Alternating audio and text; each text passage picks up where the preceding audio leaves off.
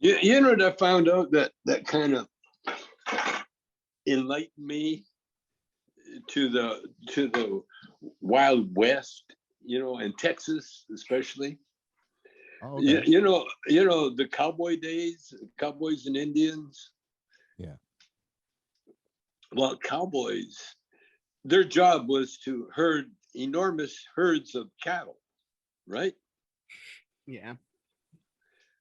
Who were they feeding? There was hardly anybody in America at the time. Why all the cows? It's always good to have a nice heifer around. But why so many of them? Because that's really what changed the life in America, was the fact that they had herds of cows that needed to be fenced in, and then once you put a fence around property, then you eliminated the natives who lived here originally. You started making it difficult for them to go about their daily business. But the question is why so many cows? There wasn't that many people to feed. I still don't get it, honestly. So I went to high school in Artesia, New Mexico. So we were West Texas, more or less. Sure. And there was more cows than people. Yes. In the city I was in. Like, yes. There was a ranch and a milking thing, and yeah. And I'm like, yeah, but was there a slaughterhouse? Yes, 45 minutes away. Yeah, there was a slaughterhouse. Okay. Oh yeah. Yeah, because you know why they had so many cows? It wasn't for their meat; it was for their hides. Oh. Because the Industrial Revolution happened around that time in Europe, and to run the belts that ran the machinery, they made them out of leather, and so that was the demand for the cows in America in the beginning.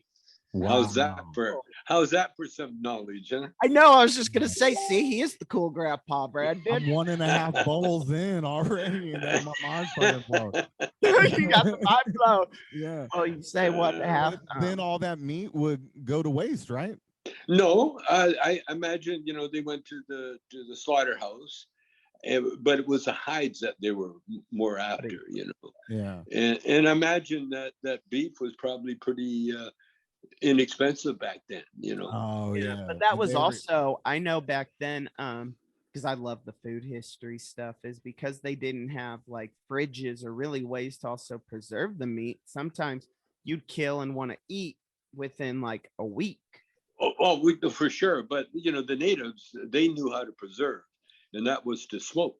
They smoked everything, you see, and that's how they, that's and the only way the natives got defeated was and by the way, the native wars, the Indian Wars, so-called Indian Wars, that was the longest war in history, in American history. It wasn't the Afghan War. Afghan War only went on for 20 years. The Indian Wars went on for 60 years. And the only way that America beat the natives was they destroyed their food source, the buffalo. They went and committed genocide on the buffalo, and they also attacked the villages when they were at war. There was, broke all the codes of war. You don't go attack innocent women and children when you're fighting a war, but that's what America did, and that's how they defeated. That's how they caused the natives to quit fighting and to go on reservations. No. But that's where they are now. Yeah, just to save their legacies and stuff. Well, yeah, I mean, they had no choice, and there were so many people. But I found out I'm 8% native. And so that was a nice, it was like an awakening, because when I found out that I was 8% native, everything made sense in my life. why things happened to me, and how I ended up being what I am now.